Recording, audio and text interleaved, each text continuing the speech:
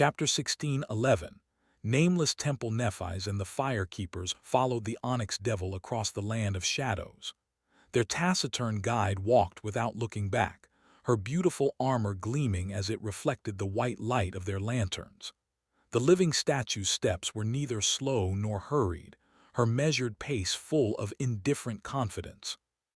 It was as though she was not afraid of the creatures hiding in the dark at all. Nephis would have expected the steps of such a heavy creature to resound like thunderclaps in the dead silence, but they were entirely noiseless. She stared at the back of the mysterious stone knight, white flames dancing in her eyes. The fire keepers were tense and quiet, looking into the eerie darkness with wary expressions. What is going on? Nephis was not troubled, but she did feel somewhat curious. A vast expanse of inexplicable darkness, the fearsome creature that had been sent to meet them. It was all hard to explain, and she rarely encountered things that escaped explanation. Cassie. There were a few moments of silence, and then the familiar voice resounded in the darkness, answering the question she had not asked. It is strange. Nephis glanced at the beautiful stone demon and waited. Cassie continued after a short pause. She is a transcendent devil. Her soul is an impossible fusion of shadow, darkness, and divine flame. Her powers are those of a sword saint, however. She is not a simple echo. I don't know what she is. Nephis nodded calmly. That is all right, I do. Indeed, it would have been strange if she had not recognized that fearsome stone-like armor, that cold presence, and those jewel eyes. The Onyx Devil was one of Nether's children, after all.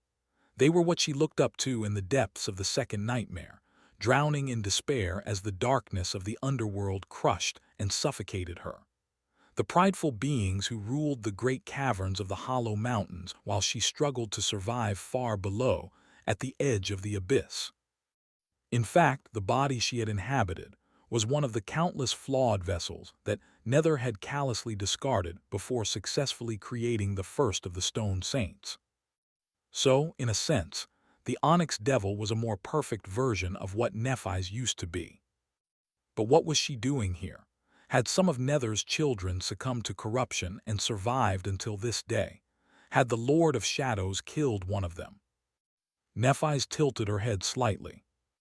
The Stone Saints had been known to command true darkness, each inheriting a spark of divinity from their creator as well. But why did this one possess an affinity to shadows? That was not in their nature. Did it have something to do with the aspect of the Lord of Shadows? And this lightless expanse around them, had he somehow conjured it as well? Was it something that a mere transcendent could do? Her curiosity grew a little. Meanwhile, the beautiful Onyx Devil led them deeper and deeper into the darkness. Considering how difficult it must have been to chase away the deadly sunlight of Godgrave, Nephis had not expected for this shadowy region to be expansive. But to her surprise, the land of shadows stretched for many kilometers in all directions, without a hint of ending. Odd. The further they went, the more eerie their surroundings became. Because sunlight never reached here, there was nothing to incinerate the bones of slain nightmare creatures. Therefore, remains of powerful abominations appeared in sight from time to time, all devoid of flesh. At first, there were few of them, but the deeper into the land of shadows the fire keepers ventured, the more and more skeletal remains they saw. Some of the abominations had been slain by sharp steel, some shattered and broken by brute force, some killed by strange means that she couldn't even guess. Eventually, it was as if they were walking across a terrible battlefield. The magnitude of slaughter that had transpired in this ominous place was nothing short of chilling. Even if all these powerful nightmare creatures had not been slain at the same time, what kind of person was capable of eviscerating this many dreadful abominations in the depths of a death zone? It seemed that there was a seed of truth in the ominous rumors about the dire power of the Lord of Shadows. In the end, it had taken almost half a day for the Onyx Devil to lead them to their destination. The signs of fierce battles that had transpired under the cover of darkness only grew more apparent. Almost 50 kilometers to reach the heart of his territory. Out there in front of Nephi's, the breastbone plain abruptly ended, turning into a vast chasm. If she could pierce the darkness with her gaze, she would have seen the spine of the titanic skeleton far below. To her left and to her right in the distance, its ribs must be rising like mountains. Right ahead, though, illuminated by the light of their lanterns, a magnificent temple stood at the very edge of the abyss. Its colossal columns and walls were cut from black marble, with exquisite reliefs decorating the Stygian pediment and broad frieze. Beautiful and awesome, it looked like the palace of a dark god. In front of the palace, the ground was littered with countless bones. Most of the ancient edifice was hidden by darkness, but Nephi's felt oppressed by its solemn majesty nevertheless. She frowned slightly, feeling a shapeless presence gaze at her from behind the marble columns, and instinctively gripped the hilt of her sword. "Is this a citadel?" One of the fire-keepers voiced her question in a tired and bewildered tone. Another answered warily. "It must be. Who could have built a temple in this place?" Nephi's remained silent, observing the dark temple somberly. She was not afraid of the Lord of Shadows, his onyx devil, and other secrets the mysterious saint could have been hiding. However, should the negotiations go badly, fighting a powerful enemy within the walls of their citadel was bound to be troublesome. It would be a shame for the citadel to be destroyed in the process, at least. Glancing at their beautiful demonic guide, Nephi smiled slightly and nodded. "Lead the way." The living statue lingered for a moment, then started climbing the steps of the temple. Nephi's and the fire-keepers followed. Soon, they passed between the towering black columns and reached a grandiose hall. Its dark expanse was drowning in impenetrable shadows. The interior of the dark temple was drowning in deep shadows, and the enchanted lanterns of the fire-keepers seemed even weaker in their cold embrace. The light emanating from the luminous memories flickered, barely able to illuminate a narrow circle around them. In fact, it was not even the shadows themselves. Neph's eyes narrowed when she felt the subtle presence of the being who was hiding in the depths of the hall wash over her like a tidal wave. Suddenly, the darkness around them seemed infinitely more dark, in turn making the light starker. "Is strong." While Nephi's was peering into the darkness, their silent guide walked to the side and turned around, resting the tip of her sword on the stone floor of the temple. It was as though the onyx devil assumed the position of an entrance guard. There was another strange sculpture on the other side of them. This one was at least 5 meters tall and resembled a four-armed fiend that had escaped from the depths of a fiery hell, his mighty body forged from polished black silver. The infernal troll had long, sharp spikes protruding from his steel carapace, as if he was made from countless shattered swords. No, not a sculpture. As the towering fiend moved slightly, the infernal flames burning in his eyes ignited with hungry malice. The fire-keepers grew tense under the gaze of the menacing giant. Nephi's remained unperturbed. A moment later, Cassie whispered into her ear. It is a supreme devil. His body is incredibly durable and almost immune to fire. Bothersome. Killing a supreme devil was not impossible, but this one seemed especially tough. Melting him down would be a chore. Of course, there were ways to deal with such turtle-like enemies. It was just that fighting the towering fiend and the onyx devil at the same time would not be convenient. In fact, Nether's daughter felt more dangerous despite being of a lower rank. In any case, neither of them showed signs of wanting to attack the guests. They just stood motionlessly, as if inviting them to walk deeper into the temple. Nephi's passed between the two powerful monsters and did just that. The fire-keepers followed, looking oppressed by the inhospitable darkness. When they reached the middle of the great hall, she stopped. In front of them, the shadows grew even deeper, and the light of the lantern simply drowned in them, disappearing without any effect. It seemed that the Lord of Shadows did not wish to be seen. Nephi sighed and looked up. She could feel something enormous moving in the darkness beyond, staring at her from incredible height. At the same time, a chilling sound resounded in the silence of the ancient temple, surrounding her and her warriors from all sides, like the rustle of countless scales as they scratched against the ancient marble. It was as though a colossal serpent was slithering in the darkness, uncoiling its gargantuan body to raise its long neck and gaze upon them from the darkness. Not being able to see the giant creature was a little uncomfortable. Luckily, Cassie was there to help Nephi know what she faced. A transcendent terror. Nephi frowned. How many powerful servants does the master of this temple have? She was amused. Was the Lord of Shadows really independent? How come he had more powerful summons than she had then? Wasn't it a bit ridiculous? Granted, the great clan Valor did not treat its adopted daughter with nearly as much sincerity as it did Morgan, but still, it was not the quantity of these monsters that mattered. It was just that Nephi could sense that each of them was far more ferocious and dangerous than any echo she had seen. Suddenly, she felt something very unexpected. A hint of sympathy for the Prince of Nothing. What about the Lord of Shadows himself? Cassie remained silent for a few moments. I don't sense anyone else. There is nobody there. But just as she said that, a cold voice suddenly resounded from the darkness, enveloping the fire keepers like a death knell. Nephis of Valor, welcome. I did not expect to be visited by someone as exalted as the last daughter of the immortal flame. Sitting on a tall throne cut from black marble, Sunny looked down on Nephis and her warriors. His face, hidden behind the polished black wood of Weaver's mask, was impassive. However, a storm of emotions was raging in his heart. Here in his territory, where the nameless temple now stood, he was almost omniscient. That was because the Shadow Realm fragment enveloped a vast area around the citadel, allowing Sunny to perceive everything, everywhere, all at once.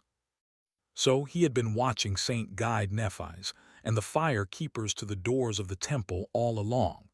Sunny had thought that he would be ready to face her. But he had been wrong. Seeing her face, her lustrous silver hair, her beautiful gray eyes, the familiar stubborn resolve shining in their calm depths, it felt as if he had been struck by lightning. His heart was beating faster than when he had been facing that great demon.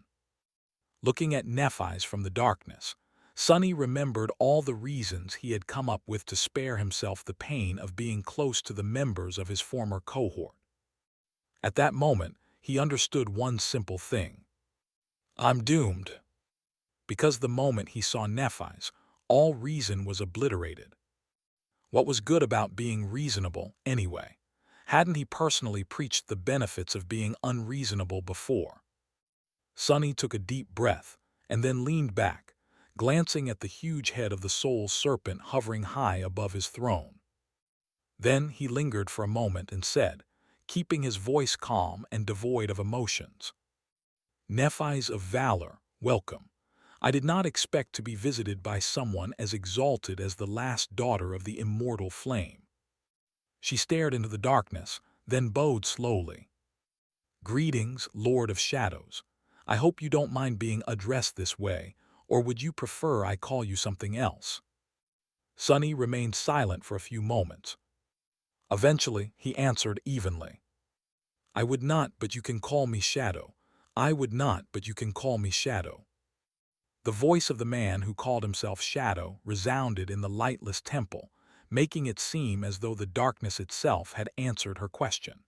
That strangely elusive voice was cold and aloof, devoid of any emotion. And yet there was a hint of arrogance to it. Nephis frowned subtly. Now that the introductions were out of the way, it was time to announce the purpose of her visit. However, she was at a disadvantage. The master of the Dark Temple seemed to know everything about her, and yet she knew close to nothing about him. Even Cassie, whose gaze could pierce countless mysteries, seemed to be entirely blind to the existence of the Lord of Shadows. Granted, Nephi's had some idea about his true identity. The darkness spoke again, its voice remaining emotionless. To what do I owe the honor of being in the presence of Lady Changing Star? What do you want with me? Nephi's hesitated for a moment, thinking. She had been sent to persuade a powerful saint to join the banner of the King of Swords. However, having reached his citadel, Nephi's had to reevaluate her opinion of the Lord of Shadows. He was not merely powerful. No, he was one of those few like herself who were beyond the ordinary definitions of power. Now that Nephi's had seen the vast expanse of inexplicable darkness, the bones of dreadful abominations hidden in its tenebrous embrace, the solemn edifice of the Dark Temple, and the creatures that guarded it, she knew that the Lord of Shadows had not survived in Godgrave by luck, or by having an aspect that was uniquely suited for living in this harrowing environment. Rather, he had survived here through strength, which only made him more desirable. Of course, there were still many unknowns about the enigmatic saint. Nephi's could not be sure of what his powers truly were. The fierce creatures that served him were neither echoes nor nightmare creatures. So, they could have been manifested by his aspect, like the hideous reflections of the Prince of Nothing were, or subjugated like those abominations that Beastmaster ruled. It was unclear how strong the man himself was, or if his aspect had any application in direct combat. It was also unknown where he had come from, and how he managed to become a saint without leaving any traces of himself in either of the two worlds. And yet Nephi's had a strong suspicion. Awakened who possessed affinity to shadows were exceedingly rare, let alone those who were truly powerful. Meanwhile, 5 of the 6 divine lineages had already been reclaimed by humans. Immortal Flame were the inheritors of Sun God, Valor were the inheritors of War God, Song were the inheritors of Beast God, Night were the inheritors of Storm God, and finally, Asterion was the sole inheritor of Heart God. One last lineage remained unclaimed. No one had been able to find and inherit the blood of Shadow God. So this man, a saint of immense power that had come out of nowhere, wielding authority over shadows, was he the proof that the last divine lineage had finally revealed itself? If so, why now? What did it mean? One thing was certain. Nephi's had to change her approach since her preconceived notions had been proven wrong. In this dark temple, her power and exalted status didn't mean much, because the man she wanted to persuade possessed the same power and could claim the same status should he wish to do so. She had to treat the Lord of Shadows as an equal. Nephi smiled slightly. Then, Lord Shadow, I won't be coy, you ask me what I want, it's simple. She paused for a moment, then added in her usual impassive tone. I want you. She could hear the fire keepers shift behind her. One of them even seemed to choke, coughing loudly in the dead silence of the dark temple. His coughing somewhat spoiled the solemn atmosphere of her serious proposal. The Lord of Shadow did not respond immediately, either. Well, of course, he must be carefully considering the benefits and disadvantages of pledging his allegiance to the sword domain. I wouldn't expect anything else. However, the silence stretched for longer than she had expected. I see, he must be contemplating very deeply. Nephi's was nothing if not patient. So, she waited patiently, giving the enigmatic saint time to seriously consider his decision. After a while, the Lord of Shadows spoke again, his elusive voice sounding a little flat. What exactly do you mean? Nephi's was slightly taken aback but masterfully hid her confusion. Had she not been clear? Allow me to clarify then. I, Changing Star, invite you to join the alliance of transcendent warriors and serve under the banner of the King of Swords, protecting and expanding the domain of humanity in the dream realm as one of his champions. She lingered for a moment and then added, I trust I do not need to list the benefits of pledging allegiance to one of those who have achieved supremacy. These details can be discussed later anyway. Resources, assistance, powerful memories and echoes, soul shards. Nothing is out of the question. You won't be undervalued, Lord Shadow. No one survives in the dream realm alone, after all. There were a few moments of silence, and then the cold voice resounded from the darkness once again. Thank you for the clarification. Nephise tilted her head a little. What else did he think I meant? Had she said something odd again? No, it shouldn't be. Nephise frowned slightly. She thought she had done rather well. The problem was most likely that the emissary of song must have offered all the same things to the Lord of Shadows, if not more, and yet they had been refused. While she was contemplating, a cold laughter resounded in the dark temple, traveling across the great hall like wind. The fire keepers shivered, gripping their weapons tighter. A few moments later, Shadow's voice came from the darkness, finally showing a hint of emotion. Oh, so you want me to join forces with the great clan Valor for the benefit of humanity? I see. You must be sincere, then. Surely, it has nothing to do with the impending war between the King of Swords and the Queen of Worms. Surely, it is not because your side wants to use me as a weapon in that war. And surely, you have no ambition to subjugate Godgrave with my help to gain control over the future battlefield. The master of the Dark Temple chuckled again, and then said, his sinister voice growing even colder. You wouldn't be trying to deceive me, would you, Lady Changing Star? At the same time, the enormous creature hiding in the darkness shifted slightly, filling the great hall with the chilling sound of rustling scales.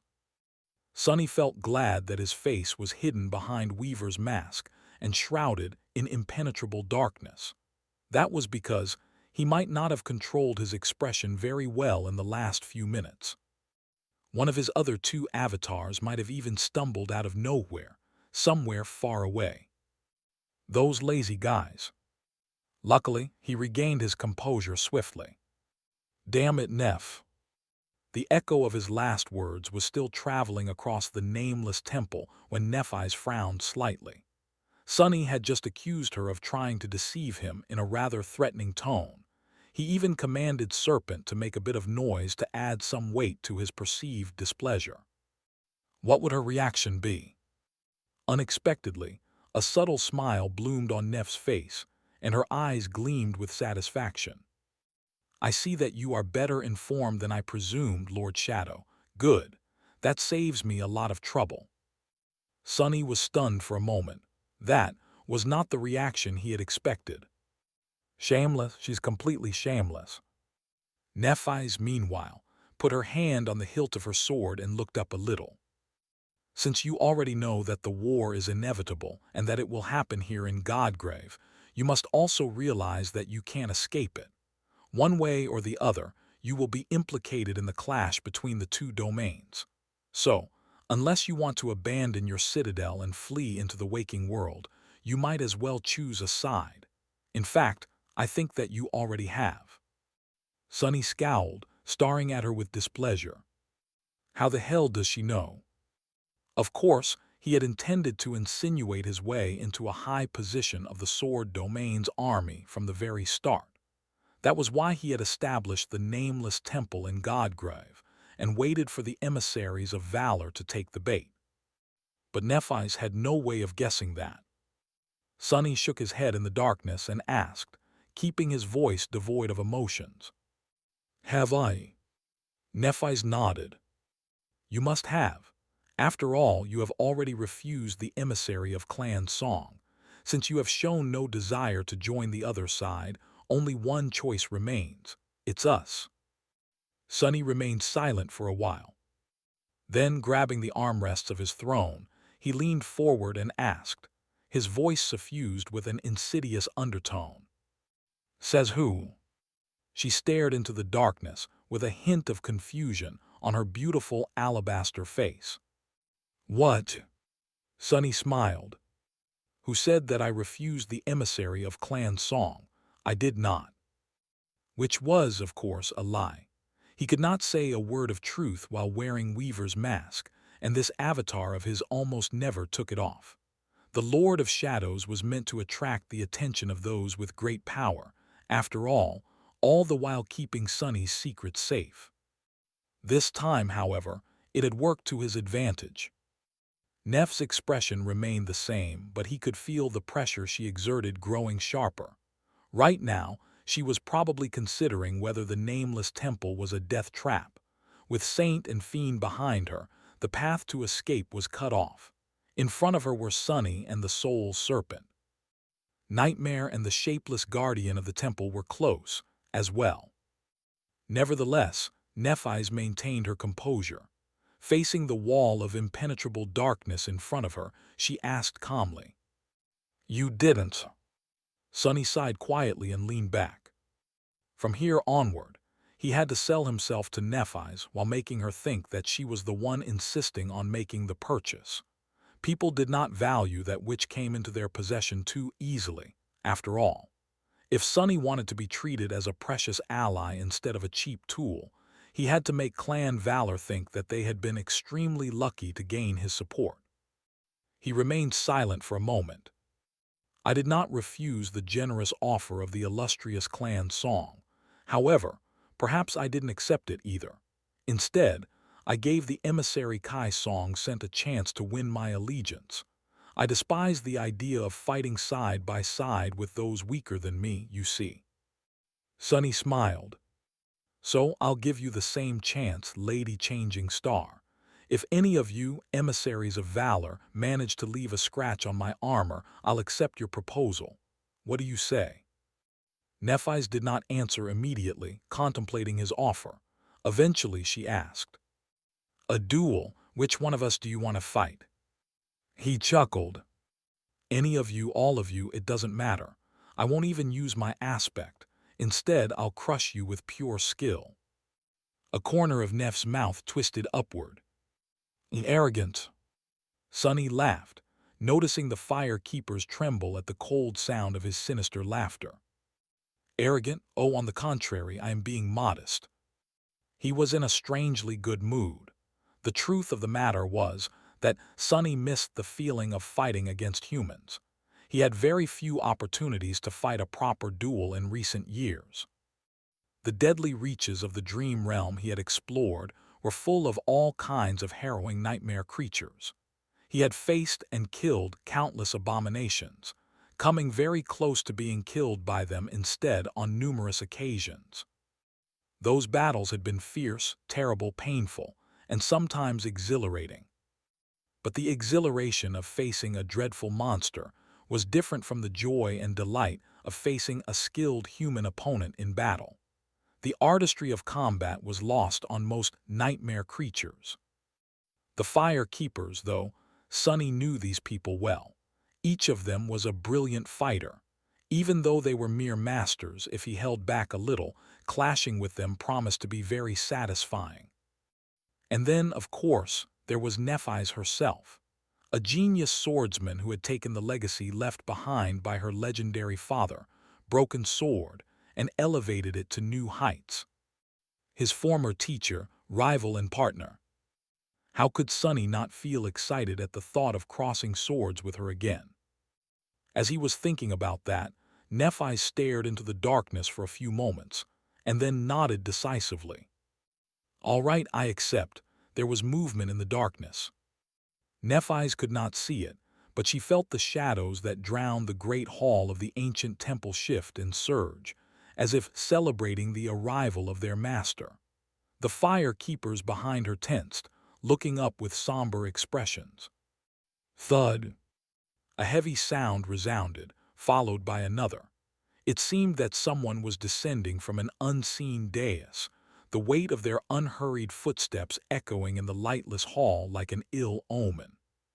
Suddenly, the enchanted lanterns ignited with bright radiance, chasing away the darkness. as if they were finally allowed to shine.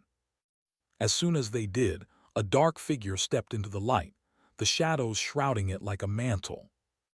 Even Nephis, who rarely felt fear, sensed a slight chill at the sight of the Lord of Shadows. She didn't quite know why.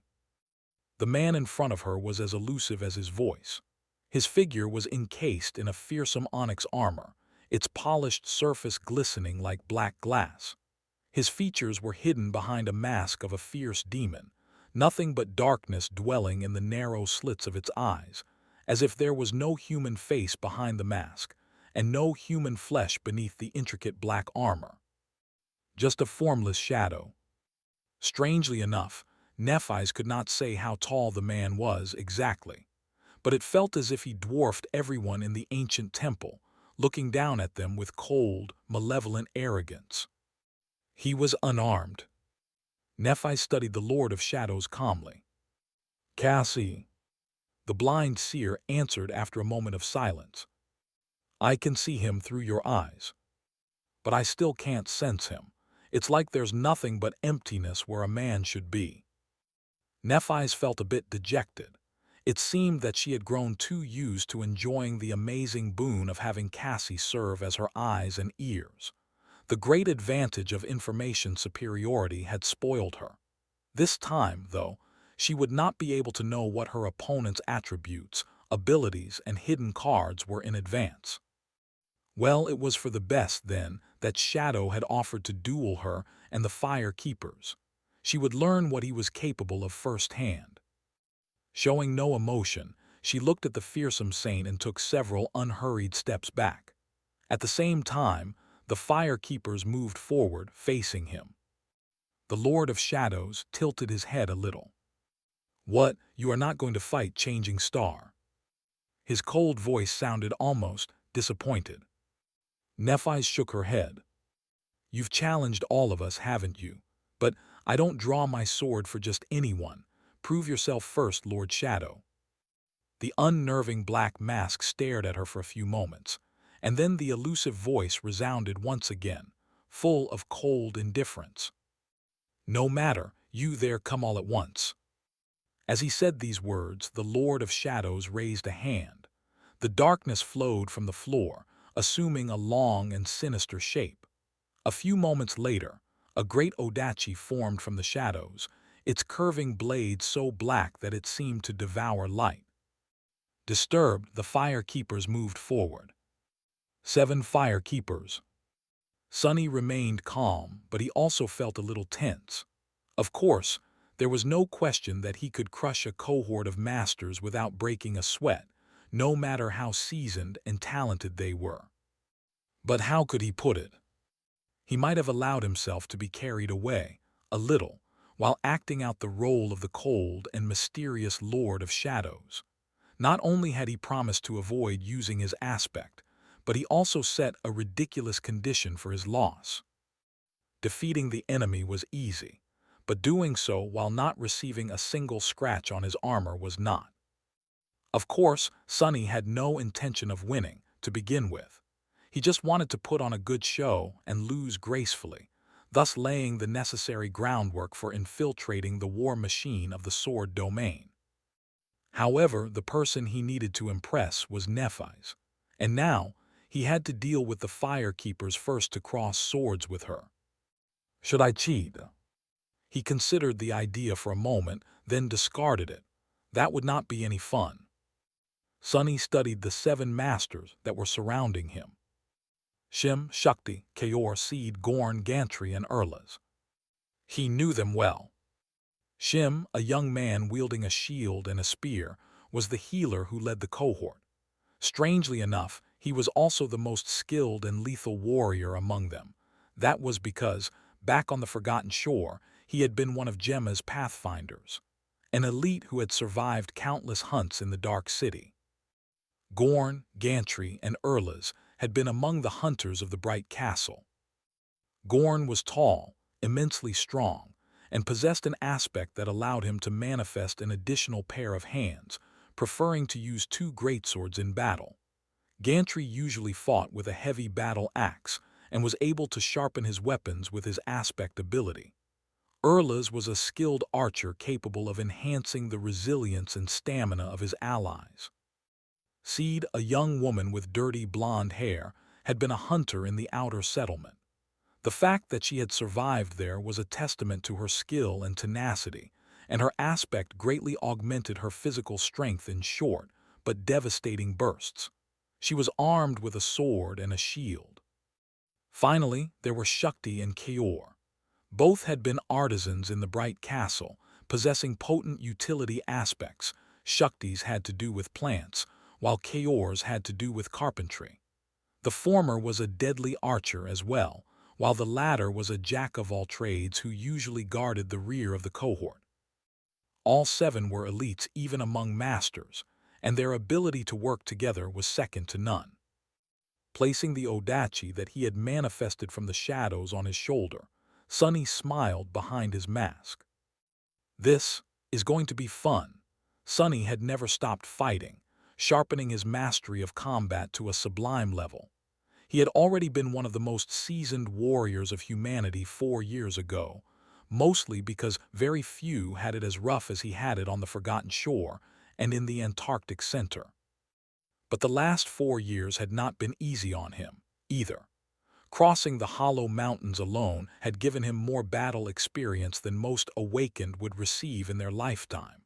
So now, he had a solid reason to be supremely confident in his ability. That said, there was a difference between fighting nightmare creatures and fighting humans. Sunny had mostly been doing the former recently, so the latter he was a bit rusty. As the fire keepers surrounded him, Sunny observed them silently. Now that they were masters, each possessed one additional aspect ability. Gorn not only had 4 arms but also expanded in size, towering above the floor at almost 3 meters in height. Gantry seemed to have augmented his body, somehow, making it more durable, more nimble, or simply more powerful. He was going to find out shortly. Erla's, meanwhile, was enhancing the physical state of each member of the cohort. His powers had been mainly focused on endurance and stamina before. What about now? Seed was bound to do something unpredictable as well. Shim, Shakti, and Kaor all possessed non-combat aspect, so guessing their powers was of less importance. Still, they could be full of surprises. There were the memories the fire keepers wielded to consider, as well. Sunny felt a pang of regret for setting such strict restrictions for himself. But still, he was looking forward to it. A real clash of skill, cunning, and competence. He had missed it a lot. What are you waiting for? Before the echo of his cold voice had time to disappear, the fire keepers attacked. The 2 archers opened the battle, instantly letting 2 arrows loose. They were showing decorum, too, since it was a friendly duel. His opponents refrained from using truly destructive memories inside the citadel. Sunny did not augment himself with any of his 3 shadows. Being a transcendent already gave him a great advantage as far as physical prowess and the intricacy of essence control went, so it was unnecessary. Shifting slightly, he dodged both arrows with the minimum effort. One seemed to possess a homing enchantment, turning sharply to strike him in the back, but was tossed aside by the flat of the black odachi's blade. At that moment, the melee fighters of the ascended cohort were already upon him. They coordinated their attacks seamlessly, using the arrow salvo to cover their advance. Perfect teamwork. Shim and Seed were the spearheads aimed at his chest and back. Gorn and Gantry, who wielded longer weapons and had a wider reach, attacked from behind them at the same time. There was a ceiling to a numerical advantage, since space was limited and only a few people could target a single opponent simultaneously. But by using this simple formation, the fire keepers effortlessly increased that limit. There was no way for Sunny to block and deflect 4 attacks that came from different directions with a single sword. So he didn't. Instead, he removed himself from the path of the enemy weapons, deflecting Shim's spear and Gantry's heavy axe in the process. Using explosive footwork, Sunny escaped the encirclement and used the bodies of the fire keepers to block their comrades from chasing after him. Then he lashed out with a probing attack. Sharp steel sang in the dark expanse of the nameless temple. Interesting. Sunny's smile widened under Weaver's mask. The fire keepers had not wasted these 4 years either. He had known that Valor had used Nephis and her personal battle force like a sledgehammer, endlessly sending them to put out one fire after another. It was almost as if they were being repeatedly sent to death, but stubbornly refused to die. As a result, their lethality reached chilling levels. Of course, he could have crushed them easily if he wished to. The gap between saints and masters was already vast, and Sunny was a singular existence even among saints, to boot. But with the limitations he had put on himself, the fire keepers were a challenging adversary, especially because he could not allow himself to be hit even once. Plus, he had chosen to only use a single battle style against them, Morgan's own battle style, to be precise. The sharp, deadly, and ruthless technique she used was representative of how warriors of valor fought, not even becoming one with their weapons, but instead treating themselves as weapons. So it wasn't easy. It was exhilarating, though. Damnation more. There were a few tense moments when the unexpected facets of the ascended abilities of his enemies revealed themselves. There were several interesting enchantments their memories possessed, as well. But Sunny still managed to evade, block, or deflect all their attacks in the most efficient and economical manner. He didn't make any big moves, using the least amount of motion possible in every situation. And all the while, he was studying how the fire keepers fought, solving their battle styles and their teamwork like a puzzle. And when that puzzle was solved, the dynamic of the battle changed abruptly. The Lord of Shadows was indeed like a shadow. Swift, elusive, and insidious, he moved across the black marble of the great hall with stunning speed and flawless precision, effortlessly deflecting the rain of blows that the fire keepers unleashed upon him. His black odachi seemed to have a life of its own, flowing like a stream of darkness. A weapon of that length was supposed to be, if not unwieldy, then at least less maneuverable than a shorter blade. And yet, the odachi was always exactly where it needed to be, effectively creating an impenetrable barrier of steel around its cold-hearted master. It was not because of his speed, strength, or mystical power. Instead, it was pure foresight and pure skill, both sharpened and tempered until they became a lethal weapon. Nephis observed the movements of the Lord of Shadow silently. The fire keepers, who had gone through countless battles by her side, fought well. They fought bravely. They fought with great skill and cunning, proving that their glorious fame was well earned. And yet, she had guessed the result of the duel almost as soon as it started. Soon, the cadence of the battle shifted. The Lord of Shadows, who had been defending against the barrage of attacks, suddenly abandoned all pretenses of defense. Instead, he easily shrugged off a squall of steel and moved through it, attacking the fire keepers before they could even react. It was almost as if he was dancing. The black odachi hissed like a snake as it cut the air. It struck Shim in the chest, sending him flying back. A split second later, Seed's shield was pushed aside, and her breastplate caved as the young woman toppled with a short yelp. Guiltythree was struck by the pommel of the odachi almost at the same moment, swaying once before falling down. By the time his back hit the floor, Gorn was already on his knees, both of his greatswords sliding away.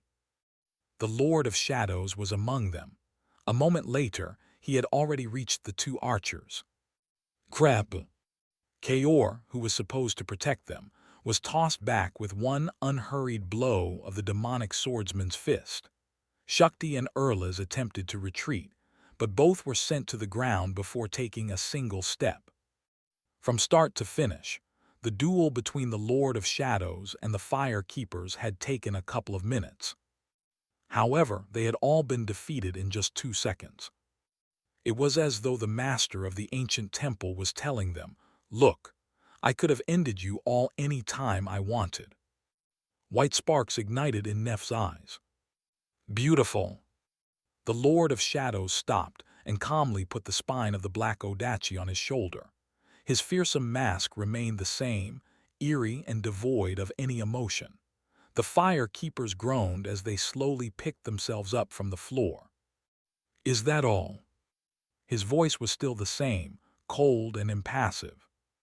Nephi smiled slightly and finally unsheathed her sword. "You haven't defeated all of us yet, have you?" He tilted his head a little, staring at her with arrogant indifference. Well, Nephi's thought that those were his emotions. In truth, there was no way to know what was hiding behind that fearsome mask, if there was anything behind it at all. The Lord of Shadows slowly lowered his Odachi and gripped its hilt with both hands. "Stop wasting my time, then." Nephi's took a step forward. "That mask. Why did it look so familiar?" Sunny held his Odachi lightly as he watched Nephi's take unhurried steps in his direction. The familiar white flames were dancing in her eyes. But what was this? As he walked, the same sparks ignited in the eyes of the 7 fire keepers. A moment later, their bodies shone with a soft white radiance, and the bruises and contusions left on them by his restrained blows disappeared without a trace. Expressions of gratitude and relief appeared on their faces, and at the same time, Neff's own face grew colder. Since when can she heal others from a distance? Before he could consider the implications of that unexpected turn of events, her sword left the enchanted scabbard with a quiet murmur. Its mirror-like blade was as black as the night sky, the light of the magical lanterns reflecting in it like distant stars. He knew that sword well, or rather, he had known it once. The silver blade was a transcendent memory of the 7th tier Nephis had received after slaying Soul Stealer. It was a mighty weapon, and had been made mightier still by Sunny himself. He had transplanted a supreme soul shard as one of its nodes, augmenting the fundamental enchantment of the silver blade. But now it was different. Sunny frowned behind the mask when he noticed a familiar symbol branded into the mystical steel just above the crossguard, an anvil pierced through by a sword. Had one of the forgemasters of the clan Valor deemed themselves competent enough to improve on his own work? No, they wouldn't have been able to. That left only one person then. The King of Swords himself. That bastard, who gave him the right to taint the gift I gave her with his dirty hands. Suddenly, Sunny felt displeased. And since he did, the shadows drowning the great hall of the nameless temple moved, overcome by the same displeasure. The fire keepers, who had been retreating to give the 2 saints space to fight, suddenly paled. Nephi sensed the change in the atmosphere, too. "What is the matter, Lord Shadow? Do you not wish to fight me?" Sunny smiled darkly. "I am a peaceful man. I hate fighting." As he said that, he lunged forward without any warning and thrust his Odachi at Neff's throat. His sudden attack was violent and ruthless, aimed at slicing open her arteries and severing her spine. Of course, Nephi's deflected the black Odachi easily, taking a sidestep in the opposite direction at the same time. Her movements flowed like a placid river, and yet Sunny instantly felt that he was in mortal danger. The silver sword had pushed the blade of the Odachi down just a split second ago, but was already flying forward. It was moving at a speed that could not be perceived by the fire keepers, and even Sunny struggled to sense its passing. Unable to pull his own sword back in time, he had no choice but to jump back. The tip of the silver sword missed his chest by mere centimeters. After that first exchange, Sunny and Nephi circled each other for a few moments. Then she suddenly spoke. "The battle style you used, only those trained by valor are masters of it." Tilting his head a little, Sunny responded coldly. "My esteemed guests have been sent by the King of Swords. It only seemed polite to greet them by using the battle style of his knights." The corner of Neff's mouth twitched subtly. Then what style would you have used if we were sent by song? Sunny raised his odachi and took a step forward. Something like this. A moment later, they were upon each other once more, their swords weaving a complicated web of attacks and deflections in the air.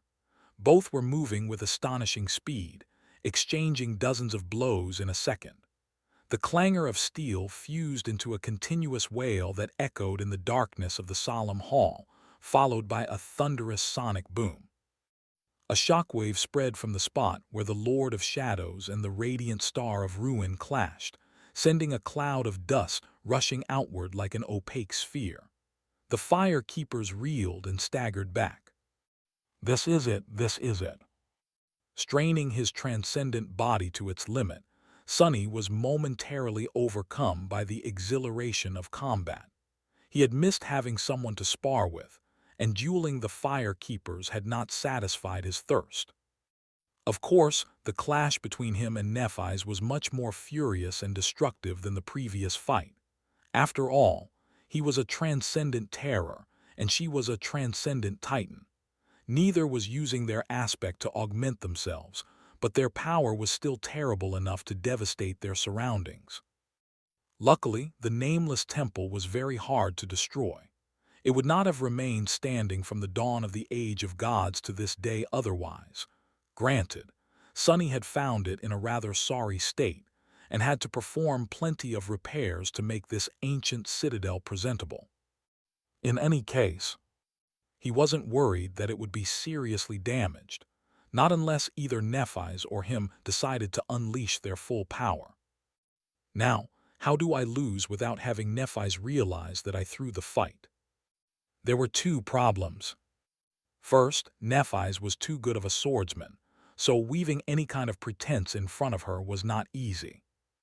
And secondly, Sunny was having too much fun. He didn't want their fight to end so quickly. Shall we make it more interesting then? Grinning behind the mask, Sunny suddenly shifted his weight and switched to an entirely new technique. The battle style of Clan Valor was sharp, domineering, and fatal. But this new technique, it was flowing, unpredictable, and supremely adaptable. It was the battle style taught to Nephi's by her family, and then by Nephi's to him. There finally, the mask of indifference that she wore finally cracked a little, and he could feel her blade waver for a split second. That split second was all that Sunny needed. Breaking through Neff's defense, he delivered a swift strike. And yet, no matter how swift his attack was, she still managed to compose herself and evade it by disengaging.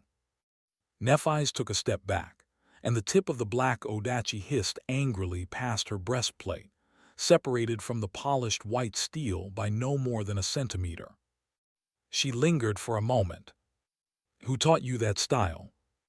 Her voice was even, but Sunny knew Nephi's well enough to recognize a somber undertone within it. He pulled his odachi back and answered in an even tone. Nobody. With that, Sunny lunged forward once again. What was a battle style? Depending on the practitioner, the answer varied. At the lowest level, a battle style was nothing more than a comprehensive collection of movements and steps aimed at giving the practitioner sufficient competence to engage in battle. A set of practices meant to encompass all possible combat situations and arm the warrior with tools to solve them. There were countless battle styles, some taught to groups of people, others formed from the personal habits and quirks of talented combatants. Some styles emphasized strength and strived to overpower the opponent. Some emphasized speed and precision. Some emphasized solid defense and waiting for a perfect moment to counterattack. There were solid battle styles created with deep insight, and poor battle styles that were concocted without a real understanding of the fundamental laws of combat. But that was only the most shallow layer of a true battle art. A person could practice a battle style without truly understanding its essence, but they would never be able to master it. At a higher level, a battle style was not only a set of movements, but also a formative philosophy. It concerned not only the body, but also the mind. A person who truly mastered a style had to possess a certain level of insight into the governing laws of combat. Knowing why each of the elements had been created and what its purpose was, they were not beholden to a predetermined repertoire of actions. Instead, they could freely improvise an actionable response to each situation. If all movements could be improvised, then what was the difference between the various battle styles? It was their philosophy, the school of thought and the dominant intent, a unifying principle that guided the shape and direction of these improvised moves. Therefore, even among those practitioners who had mastered both the body and the mind, there were still those who fought with domineering strength, swift precision, patient caution, or any other type of guiding intent. These were the true masters of combat. Sonny had become one of them, and one of the absolute best among them, a long time ago. But now that he was a saint, a whole new horizon had opened up before him. Because there was a third layer above the body and the mind, available only to a few chosen existences. It was Soul. She has changed. While clashing with Nephis in a ferocious dance of steel, Sonny couldn't help but feel amazed. She had always been a true genius of the sword, and since he knew her better than anyone, he had expected this fight to be a tough one. After all, just like him, Nephis had 4 long years to perfect her technique. As the vanguard champion of valor, she had gone through countless battles. She had also come into her transcendent power, learning to wield it as naturally as she breathed. A saint was a different kind of beast, and the difference between them and their lessers was not only a question of raw power. Sonny had already glimpsed that chasm when he and Nephis fought Dire Fang, but only now that he was a transcendent himself did he truly understand the reason it existed. The further a human walked on the path of ascension, the more intricate their control of soul essence became. Masters were already very proficient in using it to deliberately and efficiently augment their bodies in combat, but saints were capable of elevating these rudimentary essence techniques to a completely new level. Therefore, a comprehensive essence technique was an integral part of a truly transcendent battle art. And since each transcendent warrior possessed a unique aspect, each essence technique had to be tailor-made for a single user. The difference that mastering such a technique could make was truly striking, and therefore, that alone made saints vastly more deadly on the battlefield. But that was not the end of it. Since each transcendent battle art was unique and tailored to a single user, there was an additional step to be taken, and that was to seamlessly incorporate each aspect ability into the combat technique, making it truly complete. A transcendent battle art demanded the complete integration of body, mind, and soul into a combat technique. Losing his true name made it much harder for Sonny to advance in mastering shadow dance, so he had been concentrating on developing such a personal transcendent battle art for himself in the past 4 years. He had already formulated its principles, and was now tempering these principles in battles against powerful opponents. And in the process of it, he thought that he might have glimpsed what the next level of mastery was. Saints did not exist in and of themselves as sovereign beings. Their souls were vaster than their bodies, coming into contact with the world and the underlying laws governing it. Some parts of the world welcomed them, while others repelled them. That was why transcendent beings were able to absorb the spirit essence of the world, as long as they were in their element. For Sonny, that element was shadow. For someone like Saint Tyrus, it was the sky, or perhaps storm clouds. For someone like Nephis, he couldn't guess. It might have been light, or flame, or something more esoteric, like inspiring longing in the souls of other beings. Therefore, he guessed that what came after the body, the mind, and the souls was the world. Incorporating the world itself into one's battle art would probably make it a supreme battle art. That said, Sonny was not sure if it could even be called a battle art at that point, let alone how to actually achieve something like that. In any case, he was voraciously curious to witness and experience the battle styles of other transcendent warriors, to learn from them, and maybe even gain more understanding about the path to supremacy. Which was why fighting Nephis was a boon to him. So, he definitely wasn't prolonging their clash simply because he missed her. Why would he cut this duel short, if humanity's premier sword savant was graciously allowing him to steal her achievements? I see, no I don't see. Deflecting a barrage of almost instantaneous attacks, and at the same time desperately preventing these attacks from dictating his next moves to avoid the countless traps Nephis constructed for him on the fly. Sunny carefully observed her movements, the flow of her essence, and the form of her shadow. Pretty soon, he had to admit something to himself. What the hell has she been doing for the last 4 years? It's damn incomprehensible. Sliding across the marble floor as he was being pushed back by a merciless onslaught of unhurried, but lethal attacks, Sunny was carefully observing Neff's movements. Why can't I make sense of it? He shifted his weight, deflected the silver blade to the side, and used the long hilt of the Odachi as a lever to spin its blade at an inconceivable speed. Nephis easily parried it with the crossguard of her sword, but Sunny was already transitioning from a downward slash into a rising stab. Every movement flowed into another, forming a torrent of deadly steel. How strange! Nephis was the first person Sunny had ever shadowed. After years of training together and fighting side by side, he knew her better than anyone else.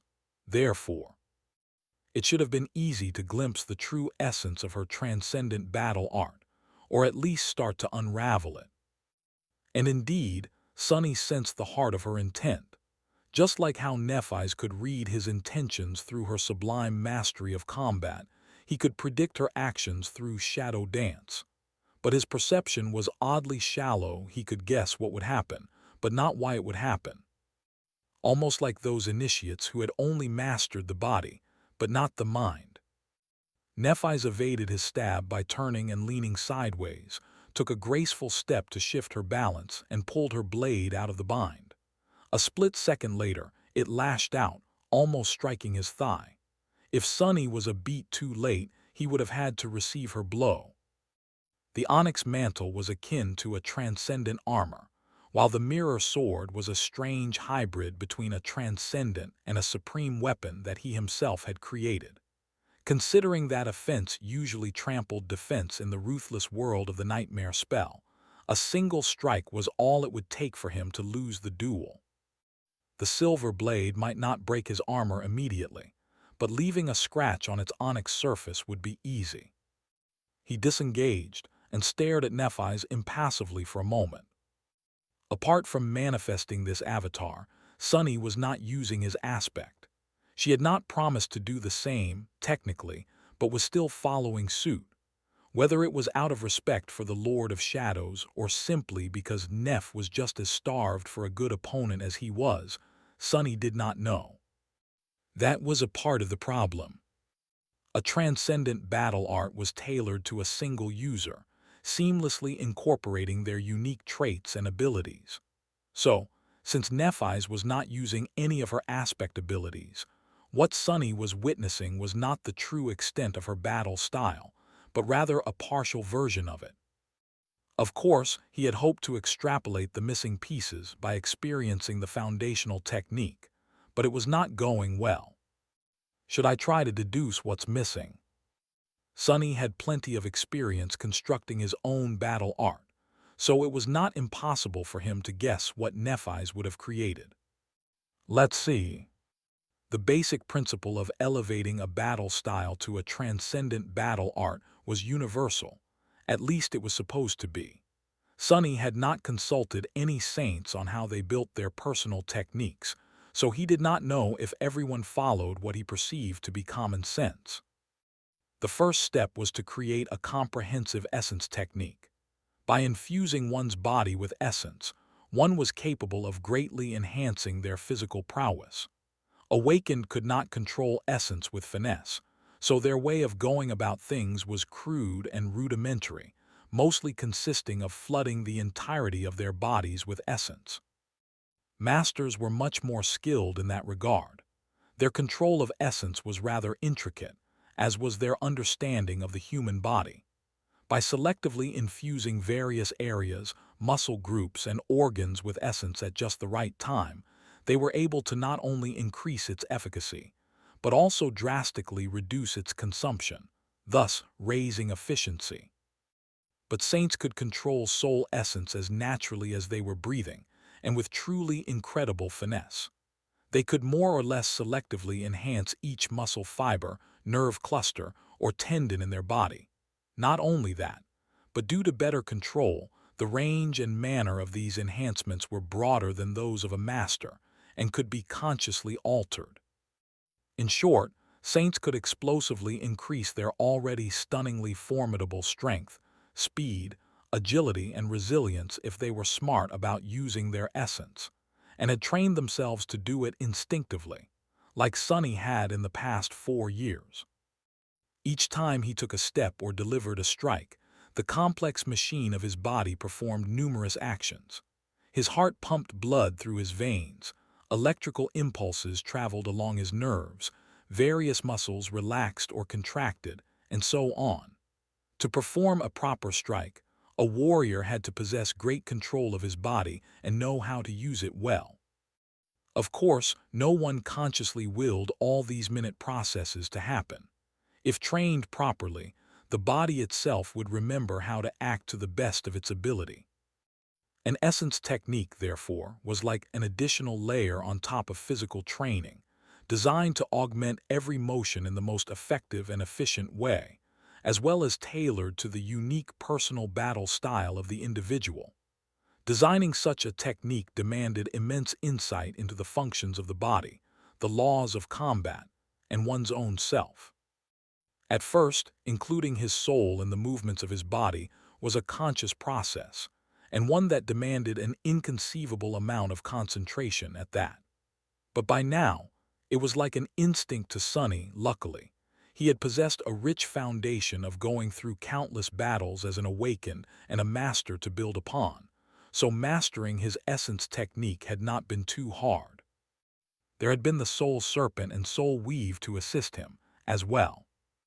Similarly, Nephi's had designed an essence technique of her own.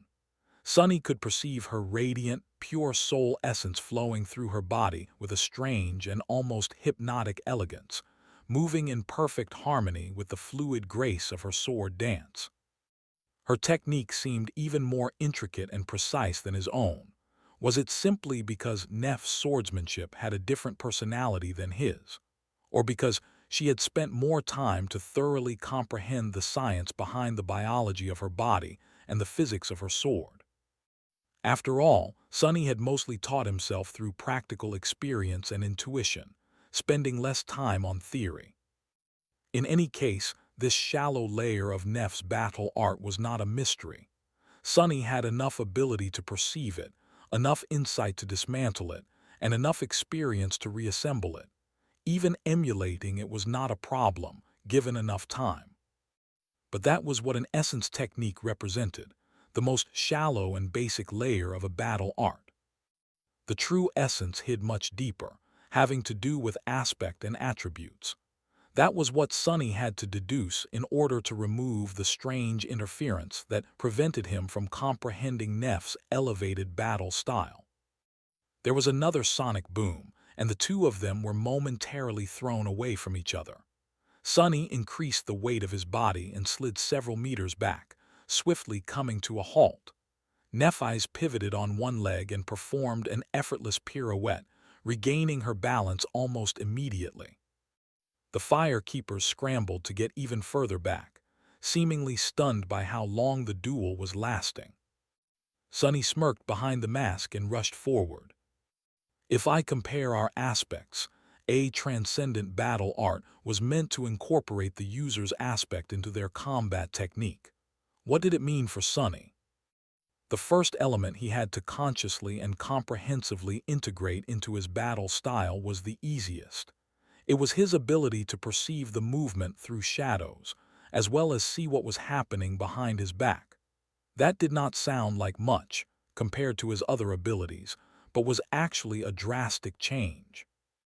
Almost every battle style he had learned in the past was meant to be practiced by humans, after all, and humans only had two eyes.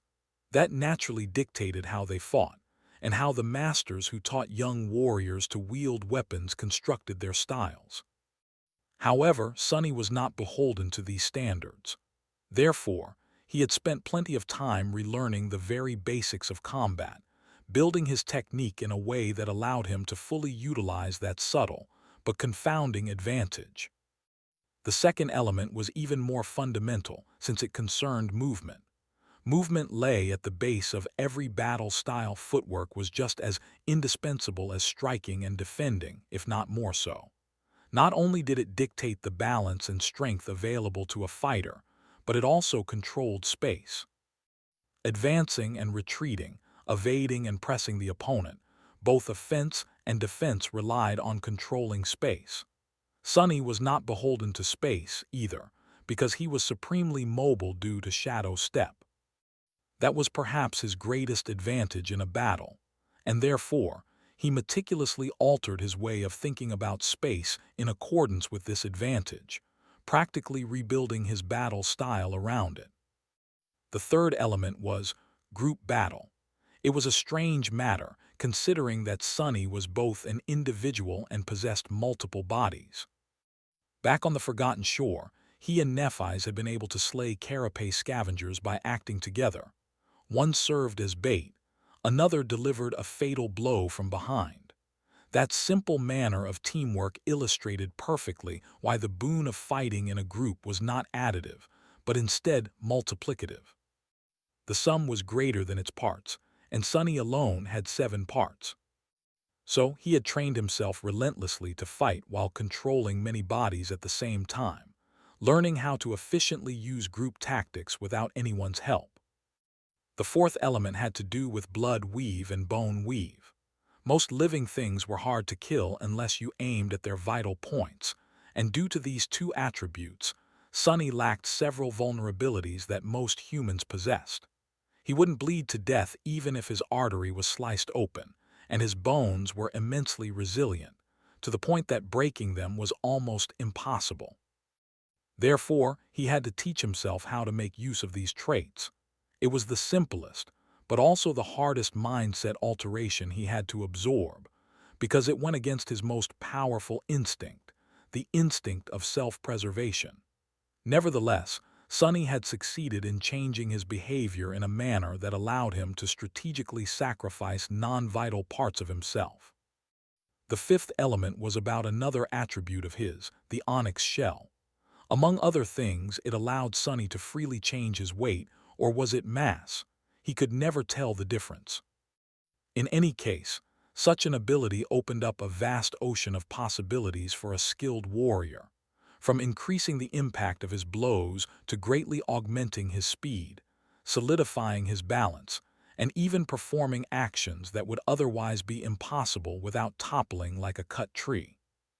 Sonny had incorporated the effects of the Feather of Truth, trait of the onyx shell, into his battle style a while ago, but since he had had nothing but time in the last 4 years, he took this opportunity to fully reconsider it, learning how to use it not only comprehensively, but also instinctually. Now, he did not even have to think about utilizing that adaptable trait to enhance his every move. The sixth element was the most broad and concerned shadow manifestation. Sonny had the ability to manifest endless variations of tangible shadows, roughly divided into 2 methods. The first was to summon external implements like shadow hands or chains. This method was destructive, but lost too much of its potency in battles against truly powerful opponents. As such, it was best used against large groups of weaker foes, or for pure utility. The second method was to alter the shape of his body with manifested shadows, from summoning additional limbs to building towering shadow shells. The shape of the shells Sonny could create was, theoretically, endless. So, It was hard to pinpoint exactly how he was supposed to incorporate this method into his battle art. However, in practice, his repertoire of shells was currently limited.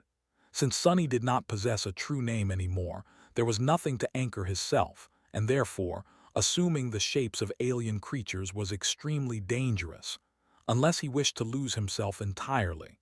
So he only used a handful of shells. In exchange, these shells had been perfected by him to a stellar degree. Currently, he was slowly translating his battle art to each of these shells. And finally, there was the seventh element, or rather, there wasn't. Sonny did not know what the last element of his transcendent battle art would be, but suspected that once he mastered it, his technique would become a supreme battle art. Wishful thinking. Sonny and Nephis clashed in another exchange, the silver sword and the black Odachi howling as they repeatedly attracted and repelled each other. A few seconds later, the two saints disengaged and spent a moment to realign themselves. He frowned behind the mask. The Odachi he had manifested from a wild shadow was infused with his transcendent essence, which in turn was made more potent by soul weave. So, it was akin to a transcendent weapon, and a powerful one at that. The Odachi had held up well against Neph's quasi-supreme longsword. But just then, he had felt a crack forming along the length of its blade. The Odachi was not going to last much longer. Sonny could easily repair it, of course, but doing so would mean breaking his promise to abstain from using his aspect. More than that, he would be cheating. It wasn't a coincidence that his weapon was failing after all. Instead, it was the result of Nephis consciously targeting the same spot on the dark blade over and over again, without him noticing. How devious. Sonny couldn't help but smile. Nephis might have forgotten her teacher, but it seemed like she remembered the lessons. This duel of theirs would have to come to an end shortly. It was a shame. He didn't attack this time, waiting for her to come to him. Can I understand what is wrong before the duel is over? If Sonny remembered his own considerations when elevating his battle style to a transcendent art, he could try to imagine what Nephis had done. What elements did her battle art consist of, apart from the essence technique? Her aspect was much more straightforward than his. Sonny had a wide array of traits and abilities that made him a jack of all trades, skirting the line between combat prowess and utility, but leaning slightly more toward the latter. Of the other two divine aspects he knew of, Mordred's was pure utility with hardly any battle application. Neph's, on the contrary, was all about combat prowess and destructiveness. So how would she have altered her battle style after becoming a saint? Longing was not applicable in combat, so it shouldn't have affected anything. The ability to control fire was probably similar to the first method of using shadow manifestation, mostly needed when facing swarms of weak abominations, or maybe enemy fortifications. The most obvious change would, of course, have to do with her transformation ability. She must have developed a robust technique for aerial combat, where there was no ground to stand upon and therefore no footwork, with a completely different relationship between mass, force, counterforce, and impact. She would have also paid more attention to archery, using it against enemies on the ground. Sonny was less knowledgeable about the two forms Nephis could assume apart from the winged one, so he couldn't even start to guess what her combat approach would be in those states. The most important change, however, had to be about her very first ability, the wondrous ability to heal herself. Just like Sonny had to rethink his relationship with physical harm due to blood weave and bone weave, Nephis would have forced herself to change the way she fought in accordance with her own inconceivable vitality. Sonny had seen her destroy the vessel of the Skinwalker after having her neck broken. In Twilight, Soul Stealer had delivered her 1,000 fatal wounds, and yet that wasn't enough to stop her. Scarily enough if one thought about it. Nephis was nearly undying. He did not know what it would take to fully destroy her, and hoped that he would never find out. However, ever since the battle in Twilight, it felt as though Nephis had come to terms with her chilling power. If she had incorporated it into her battle art, what would it feel like to fight against a nearly indestructible enemy? Someone who would continue to fight despite being pierced by your weapon, could sacrifice a limb to wound you and then immediately restore it, could not be slowed down even by the most gruesome injuries, was too accustomed to harrowing pain to care about it, would not bleed to death, and simply would not die before killing you. He shivered slightly. Not unsolvable, but definitely frightening. Yes, she had to have rebuilt her battle style around that dreadful ability of hers, disregarding the torturous curse of her flaw. There was another element Sunny had to consider, though. Neff's aspect legacy, the tree with 7 branches, each bearing fruits of knowledge. She had mastered one, knowledge of fire, in Twilight. Had she mastered others after that? Was there a way to incorporate the sorcery of names into a battle art? He defended against her increasingly violent assault, contemplating. But even after coming up with all these guesses, Sunny simply couldn't comprehend her battle art. It was just too strange, making no sense, as if something was interfering with his ability to understand it. Stumped, he remembered the first time he had tried to shadow Nephis, long before he even knew what it meant to shadow someone. It had happened on the Forgotten Shore when they were traveling toward the Hollow Mountains. Back then, Nephis and Castor were sparring with each other, and Sunny sent his shadow to observe her. That was how he had received a revelation that resulted in Shadow Dance, to begin with. Ironically, Nephis had not even used her most precious battle style in the spar against Castor. Since she knew that he had been sent to kill her, she guarded her true skill against him, showing a different and less lethal technique instead. Sunny's eyes suddenly widened slightly behind the mask. No way. But at that moment, he finally understood why he was having so much trouble. In hindsight, it was pretty obvious why he couldn't peer into the secrets of Neff's transcendent battle art. It was because she wasn't showing it to begin with. Instead, she was deceiving everyone with a lesser, fabricated version of it. Was it for his benefit? No, not likely. She was probably fooling the entirety of Valor with this splendid performance. After all, despite being one of the most renowned champions of the great clan Valor, she was ultimately its most insidious enemy. Sunny suppressed a grin. As expected, my curiosity is thoroughly satisfied. Nephis was not using her aspect, and on top of that, she had created a whole fake transcendent battle art to deceive her enemies. Therefore, trying to learn its secrets was of no real benefit to Sunny. He felt his Odachi slowly coming undone and sighed. Shall we end this duel then? By then, the firekeepers had almost retreated to the entrance of the ancient temple. The darkness seethed and surged, disturbed by the fearsome clash of the two transcendent champions. Both Changing Star and the man who called himself Shadow were beyond powerful. A saint was like a natural disaster, and even though neither of them had called upon the dreadful power of their aspects, the devastating physical might of two transcendent warriors was more than enough to obliterate their surroundings, reshape the landscape, and instill terror in the hearts of countless people. Luckily, both their lady and the master of the ancient temple seemed to be holding back.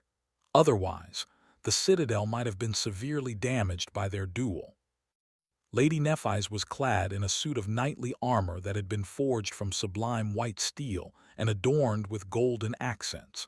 With her fair skin and silver hair, pure flames dancing in her eyes, she was like a spirit of light. Lord of Shadows, meanwhile, was like a devil born from pure darkness. His ominous onyx armor, demonic mask, and raven-black hair fused with the lightless void of the great hall, making it hard to discern where his figure ended and the shadows began. The silence had long been torn apart by the melodic disharmony of clashing steel. but wasn't something very strange.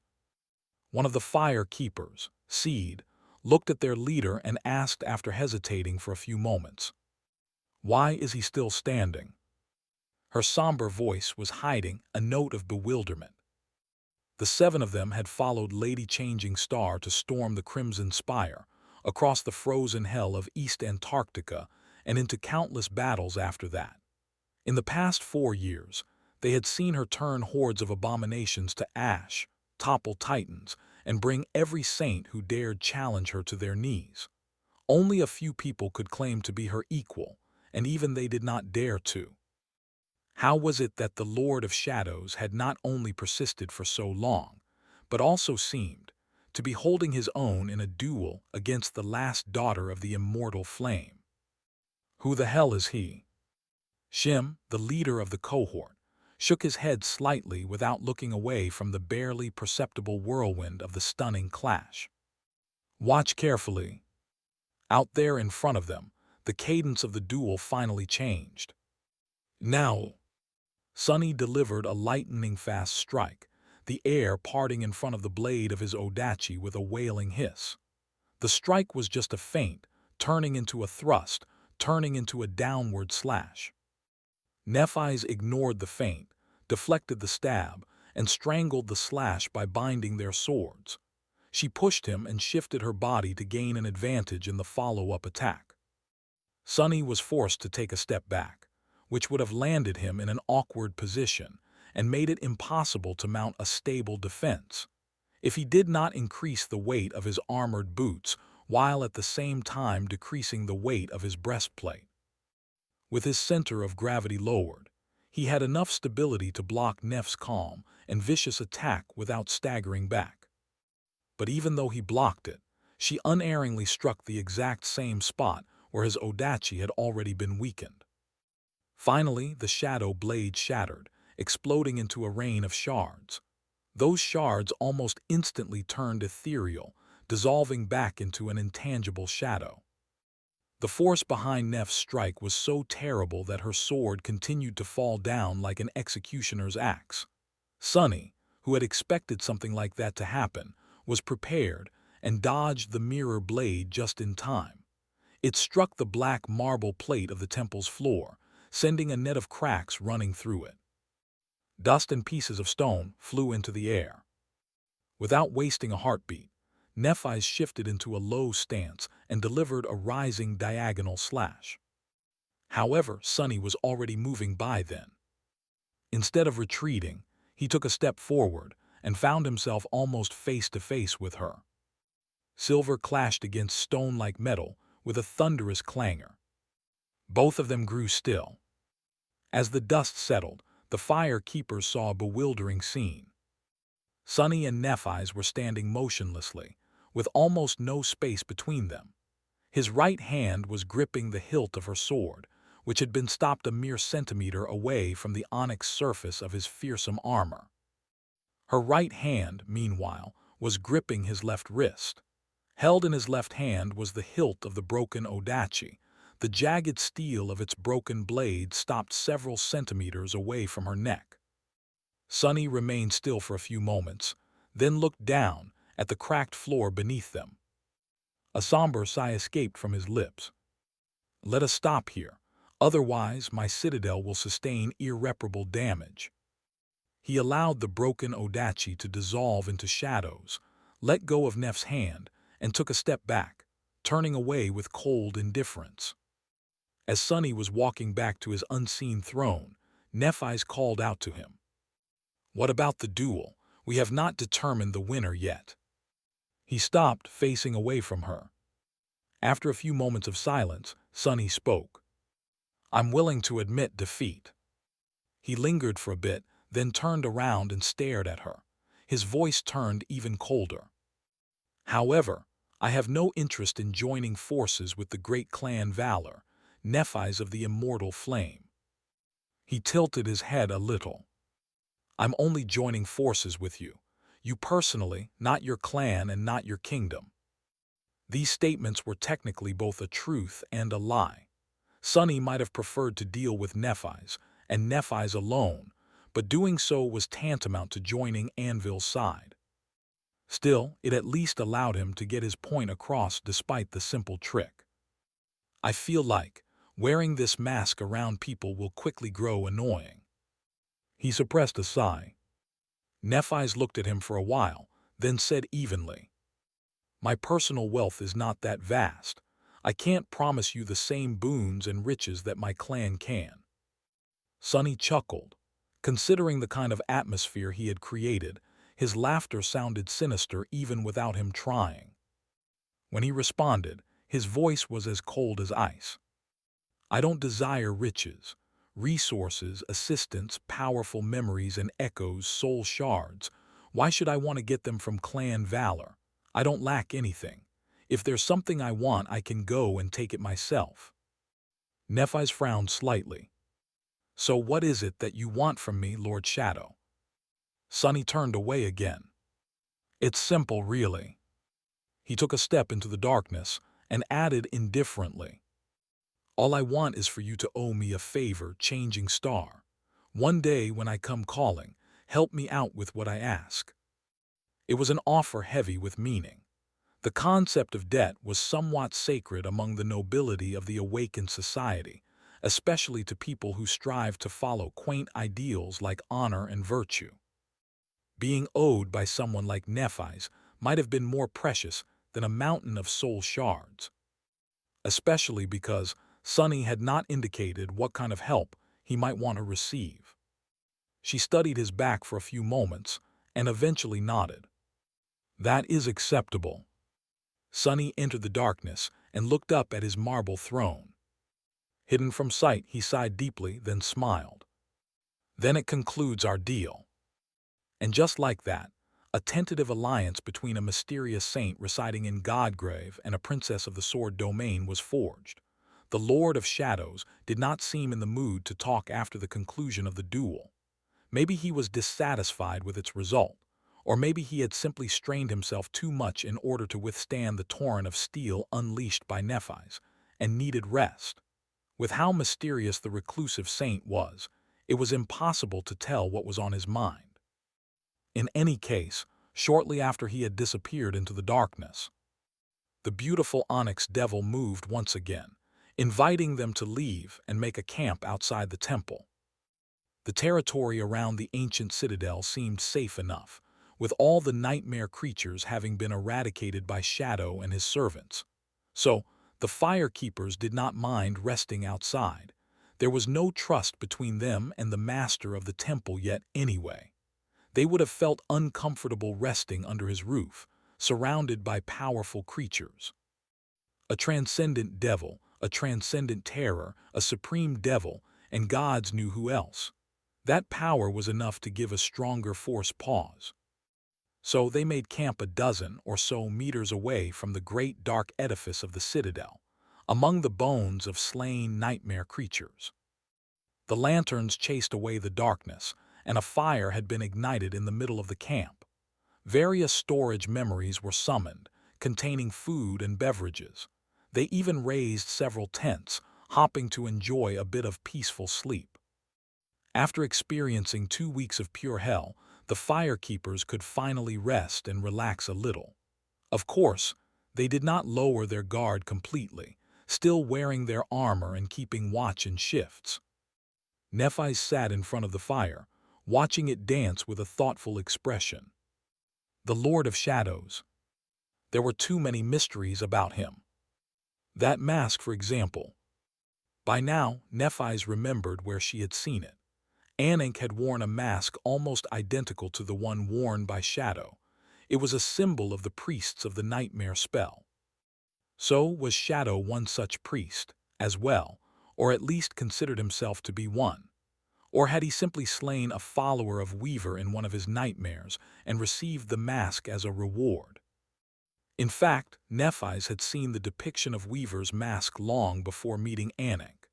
It was drawn on the wall of the Ebony Tower, where the Demon of Destiny had left a map of strongholds built by his siblings in various realms.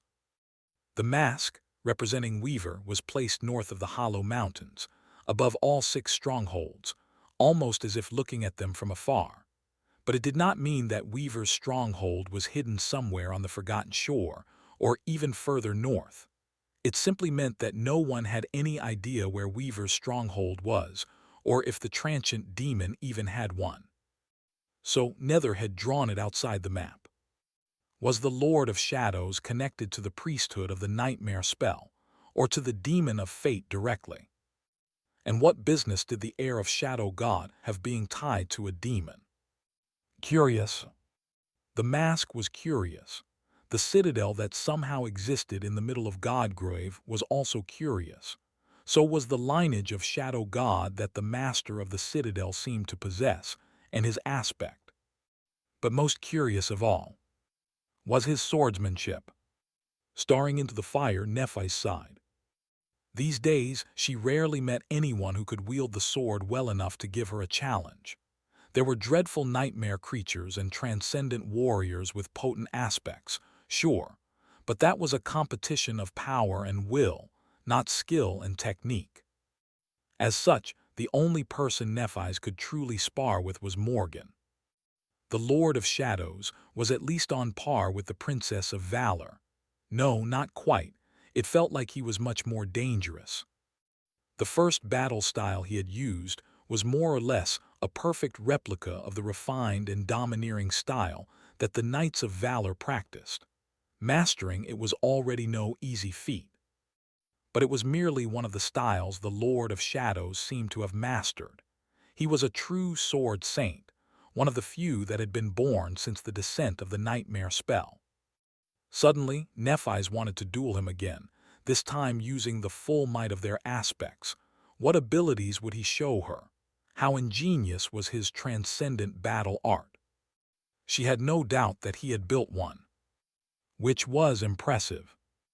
Most saints had mastered a battle art of their own, but few had created it without aid.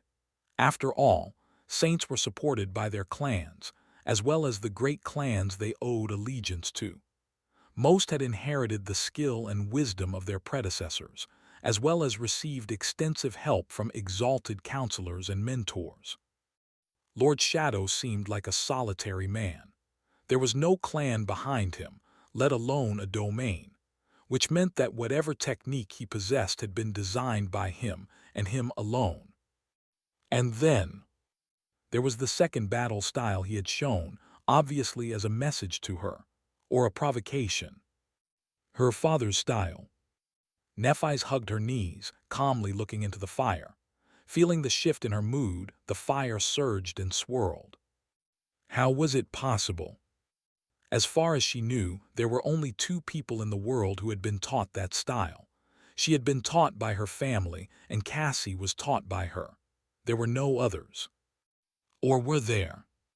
Had her father had a pupil that she didn't know about? Was Lord Shadow that pupil, or a disciple of that pupil?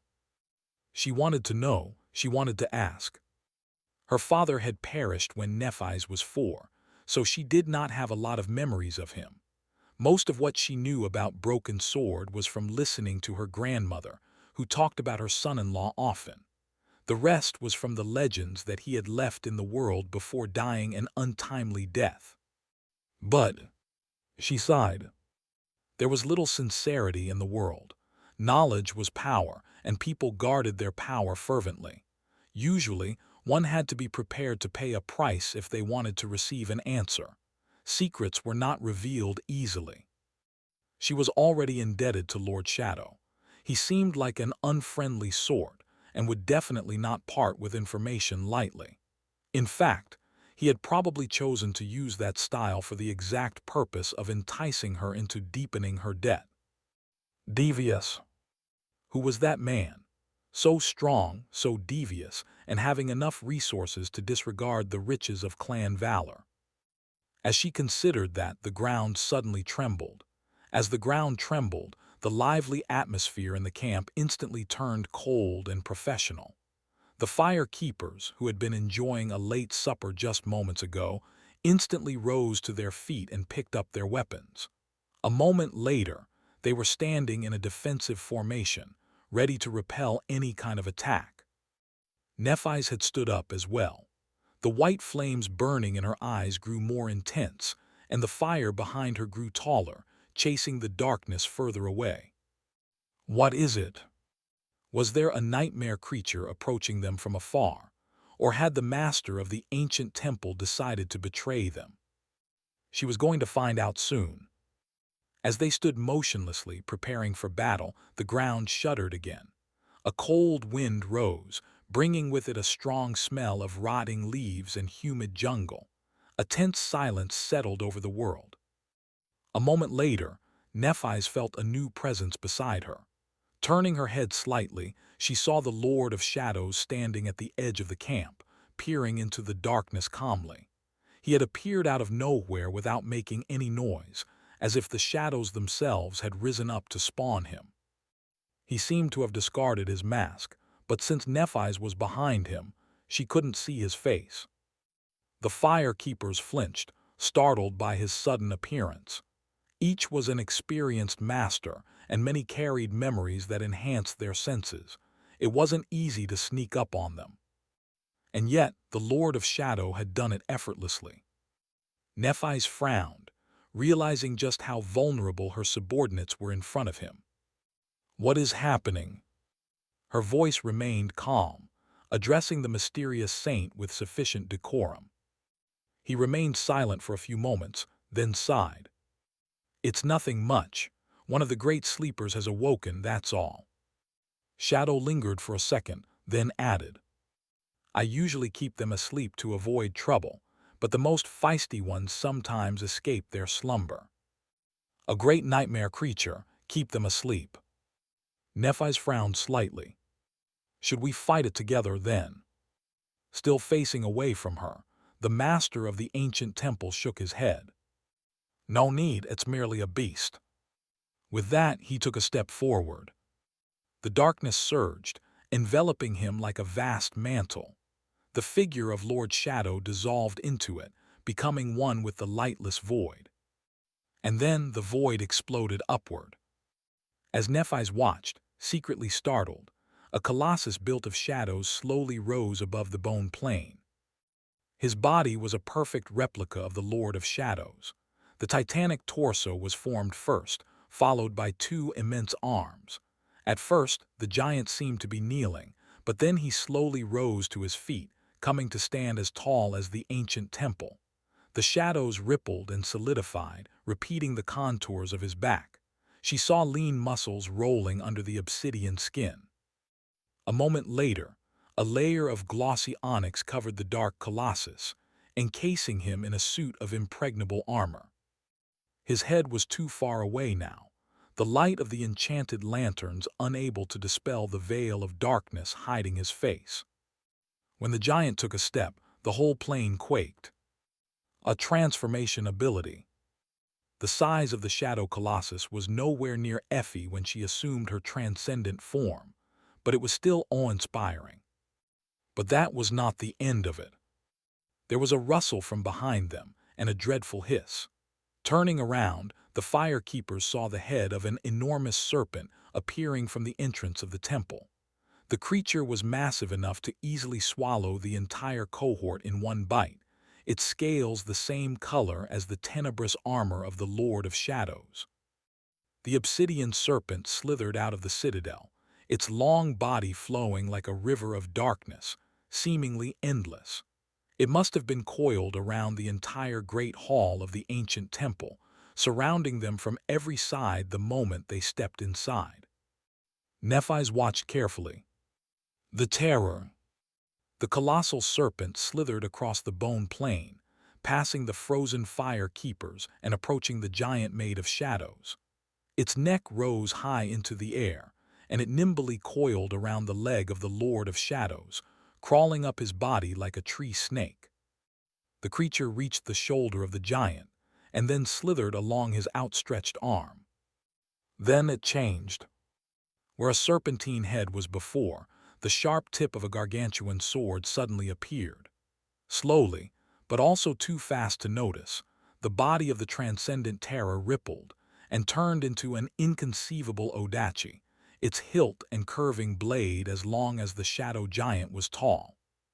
Finally, a dark titan was standing on the bone plain, his body encased in a suit of fearsome onyx armor, wielding a giant obsidian sword. He looked like an ancient deity that had descended to the mortal realm from the heavens, or maybe crawled out of the lightless depths of the abyss. Not paying the fire keepers any attention, the shadow giant took another step. Something lunged at him from the darkness, a grotesque monstrosity that towered above the ground, its mottled fur wreathing with a swarm of pale maggots. Its misshapen head was crowned with sharp horns, and its maw was wide open, revealing a wall of massive fangs. Its limbs were a mess of claws, chitinous scythes, and pulsating tentacles. A chill spread through the hearts of the fire keepers at the sight of the hideous abomination. However, the towering sword of the dark colossus only fell once. One strike, and the neck of the great beast was cleanly severed, its head rolling to the ground. The massive body toppled and crashed into the bone surface of the dead god's breastbone, causing it to tremble once again. The great beast was dead, just like that. The dark colossus peered at it with disdain, then shook his head and crumbled on itself, turning into a tide of shadows. A moment later, all that was left was the corpse of the hideous monstrosity, and the deep groove left in the white bone by the tip of the obsidian odachi. Silence settled over Godgrave once again. Nephi stared at the corpse of the abomination, her expression unreadable. Eventually, she tilted her head a little. One strike. Suddenly, she was glad to have made a pact with the man who called himself Shadow. It was much better to be his ally than his enemy. Thanks for watching. Please subscribe and like the video and comment down if anything wrong in the story. And if have any suggestion to a new novel or want next part of any series, comment down. Our target is to get 1K subscriber. There will be surprise for all of you. Stay tuned.